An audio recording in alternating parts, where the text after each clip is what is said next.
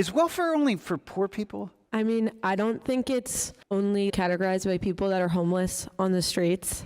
I think there might be a lot of people that you wouldn't even know or you might not even be able to recognize that might be on welfare. Can you give me an example? For example, when I was in elementary school, I had a couple of friends that received free school lunches. We were close friends, so it was something that they could tell me. It was just a normal conversation. I don't think the other classmates might have been able to tell that or know because they have clothes and they look clean. So someone close to my immediate family, the biological father is now receiving welfare, but from the biological mother, who's a single mom of 6 girls, now has to pay the government money because he's on welfare, even though he technically owes her child support. I understand and I get it that welfare is a really good thing, and I agree. It's just, how do we try to differentiate those people versus the people that really need it? Yeah. Obviously, that's taking advantage of the system. When is welfare a bad thing? I don't even know if it's a bad thing. It's more that I don't think the system is processed enough. In my opinion, I think my really close immediate family, who is a single mother, is probably doing worse than him.